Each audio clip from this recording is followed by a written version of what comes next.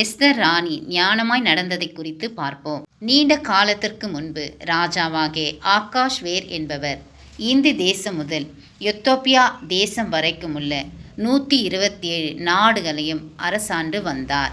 அவர் Susan அரண்மனையில் இருக்கிற தன் ராஜ்யத்தின் சிங்காசனத்தின் மேல் வீற்றிருந்தார். அவருடைய ராணி பெயர் வஸ்தி. அவள் மிகவும் அழகுள்ளவளாயிருந்தாள்.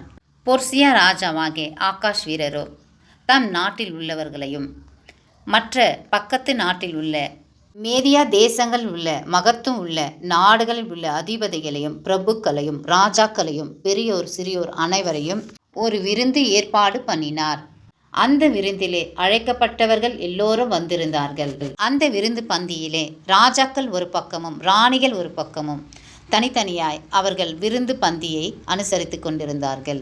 அப்பொழுது ராஜாவாகிய ஆகாஷ்வேருக்கு போதை அதிகமானதினால் எல்லா நாட்டு ராஜாக்களுக்கு முன்பாக ராணி வஸ்தியிடம் போய், நீ ராணியின் மகுடத்தை கிரீடத்தை அணிந்து கொண்டு நகைகள் எல்லாவற்றையும் போட்டுக்கொண்டு உன் அழகை எல்லோருக்கும் வெளிப்படுத்து என்றார். அது ராணிக்கு பிடிக்காமல் போனதனால் நான் செய்ய மாட்டேன் என்று மறுத்துவிட்டாள். உடனே ராஜாவுக்கு கோபம் வந்து, கணவன் வார்த்தைக்கு கீழ்ப்படினும் கனம் செய்யணும். நீ இப்படி கீழ்ப்படியாமல் போனால் நாட்டில் உள்ளவர்கள் எல்லோரும் என்னை எப்படி மதிப்பார்கள்? அதனால் இனி நீ ராணி இல்லை என்று சத்தியம் செய்து மகுடம் உனக்கு கிடையாது என்று சொல்லி ராணி என்ற பட்டத்திலிருந்து விலக்கிவிட்டார். உடனே ராஜாவுக்கு ஒரு ராணியை தேடினார்கள். ராஜ்யத்தில் உள்ள எல்லா அழகான பெண்களையும் அரச சபைக்கு வரவழைத்தார்கள். கடைசியாக தேர்ந்தெடுத்தது எஸ்தர் தான். எஸ்தர் மிகவும் அழகுள்ளவளாய் இருந்தாள். எஸ்தர் தலையில் கிரீடத்தை வைத்து ராஜா தன் ராணியாக்கி கொண்டார்.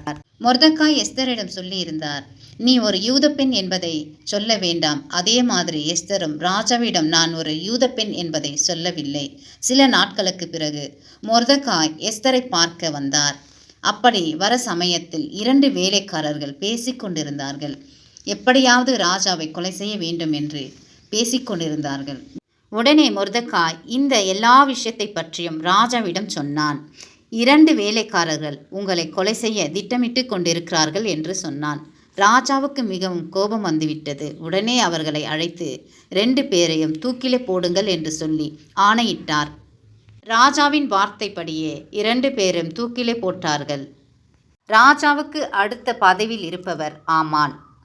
இவர் மிகவும் நம்பிக்கையாய் இருப்பவர் ராஜாவுக்கு. ஆமான் வருகையிலும் போகையிலும் அவரை பார்த்து எல்லோரும் தரையில் விழுந்து வணங்கணும். ஆனால் மொர்தெகாய் மாத்திரம் வணங்க மாட்டான். அவன் தன் தேவனை தவிர வேறு யாரையும் வணங்க மாட்டான். மொர்தெகாய் மீது ஆமானுக்கு மிகவும் வருத்தமும் கோபமும் உண்டாயிற்று. ஆதலால் ஆமான் ஒரு தந்திரமான ஒரு யோசனை பண்ணினான். மொர்தெகாயை பழி வாங்கணும் என்று நினைத்து ஒரு திட்டம் தீட்டி ராஜாவிடம் ஒரு பத்திரத்தில் கையெழுத்தை வாங்கினான். அந்த ஆணையில் என்ன இருந்தது என்றால், யூதர்களை கொலை செய்வதற்கான ஆணை. அதை ராஜாவுக்கு தெரியாத ராஜா கையெழுத்து போட்டுவிட்டார். அதை கேட்ட பொர்சியர்களும் யூதர்களும் மிகவும் கவலைப்பட்டு வேதனைப்பட்டு, ராஜா இப்படி செய்து விட்டாரே என்று சஞ்சலத்திலே இருந்தார்கள். இந்த சட்டத்தில் இருந்து யூதர்களையும் பொர்சியரையும் எஸ்தர் எப்படி காப்பாற்றுகிறார் என்பதை பார்க்கலாம். கர்த்தர் அந்த சமயத்திலே எஸ்தருக்கு நல்ல யோசனையை கொடுத்தார். உடனே எஸ்தர் ராணி ராஜாவை காண சென்றார்கள். ராஜாவை சந்தித்து, ராஜாவே, உங்களுக்கும் ஆமானுக்கும் நான் ஒரு விருந்து ஏற்பாடு பண்ணுகிறேன் என்றாள். ராஜாவும் சரி, நான் விருந்துக்கு வருகிறேன். அந்த சமயத்தில் நீ என்ன கேட்டாலும், நாட்டில் பாதை கேட்டாலும் நான் உனக்கு கொடுக்கிறேன் என்றார். அதற்கு எஸ்தர், நாளைக்கு விருந்துக்கு பிறகு நான் கேட்கிறேன் என்றாள். அந்த இரவு முழுவதும் ஆமான் என்ன செய்தான் என்றால், மொர்தெகாயை தூக்கில் போட தூக்கு மரத்தை ரெடி பண்ணினான். அந்த இரவு ராஜாவுக்கு தூக்கமே வராமல் யோசனையாய் இருந்தார். நம்மை அந்த வேலைக்காரர்களிடமிருந்து மொர்தெகாய் காப்பாற்றினாரே, அவருக்கு நாம் எந்த பரிசும் கொடுக்கவில்லையே. அவருக்கு ஒரு பரிசை கொடுக்கணும், கனம் பண்ணணும். அதற்கு ஆமானிடம் வந்து நான் எப்படி செய்வது என்று ஆலோசனை கேட்டார். அதற்கு ஆமான், ஆஹா, அவர் நமக்குத்தான் கனம் செய்ய கேட்கிறார் என்று நினைத்தான். ஆமான் தனக்கு என்று நினைத்து நல்ல யோசனைகளையும் ஐடியாங்களையும் கொடுத்தான். ராஜாவின் ஆடையை போட்டு தலையில் கிரீடத்தை வைத்து குதிரையின் மேல் அமர வைத்து ஊர் முழுக்க ஊர்வலம் வரணும் என்றார்.